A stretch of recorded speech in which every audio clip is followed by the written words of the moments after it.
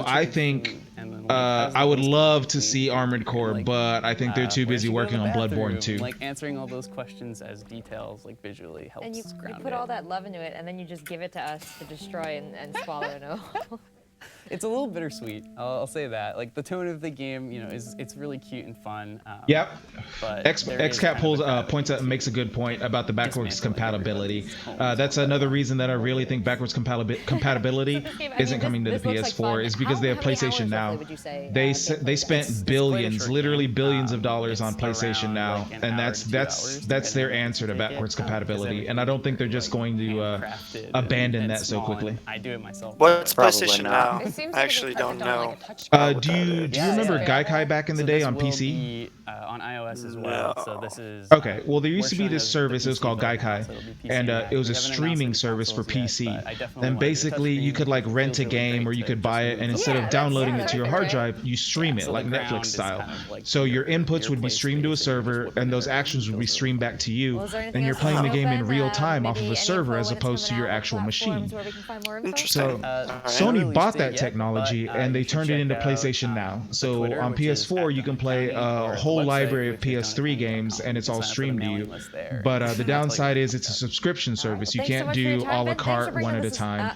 And also the downside being that's a huge moneymaker for them. Yeah, well, it hasn't been a moneymaker though because it's kind of it's expensive. It came out like 2 years ago. I was actually in the closed beta when it first came out, and I like it quite a bit. One of the problems were, especially with fast-paced games like racers or Twitch shooters like Call of Duty or Overwatch or something, where you need to have reactions on point. There's that little bit of lag because it's streaming. Because you know, at the end of the day, no matter how fast your internet is, it has to send your commands to a server, and it still has to come back to you. So you're gonna get that little bit of latency. I mean, I would say less than a second, but in a racing game or in a shooter, that'll get you killed real fast in no time. So yeah, that's one of the big problems with PlayStation Now. That, and it's $20 a month. Was great. It was revolutionary. Yeah, it's $20 a month. It's constantly updated though, and you get, just like Netflix, they have a library and you have access to everything in the library. But the subscription cost is $20 a month. He's not even phased by that. It's one thing I love more than Beyond Good and Evil. I didn't think you. And that's just the straight up PlayStation 1 console. Coming up on the 12 minute, no, 17 minutes. For like 3 months. 17. How many have you had to drink? I'm on my fourth one. I'm on my fourth one right now. Oh, they should have just not. It's obviously gonna And on that note, I'm about to go open up number 5. Be right back. I'm voting it's a portable PlayStation console. 1. PlayStation 1. PS1. The OG. PS2. The original, what was once a failed experiment between Nintendo and Sony, became the start of a legacy. Yep. Sony was like, out. Actually, we're gonna make our own shit. Zeke, I believe it was kind of Nintendo who was slowing things down, and because they slowed it down, then Sony said. No, it was a runaway. PS2 is always gonna win that competition. It's okay. Yeah. We forgive you, poll creators. We understand. It's probably good to keep it modern. Probably no one watching even played the PS1. I did.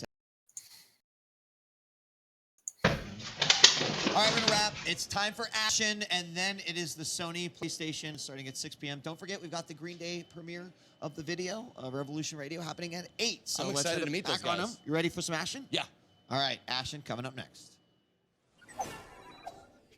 Thank you so much, guys. Action coming up now. We've got Derek, the game director, joining us here on the couch, and traded out Kelly Link for an Anna Prosser. It's a win-win either way. Yeah. So hey, Ultimate Clay Daster. Thanks for the follow. Welcome to the Tomato Garden, man. We're about to get started with our E3 coverage of Sony's press conference in about 15 minutes. What does the world already know about about to say I'm just finishing up some things in this game, and then I'm gonna head on over to the Twitch channel for some E3 coverage.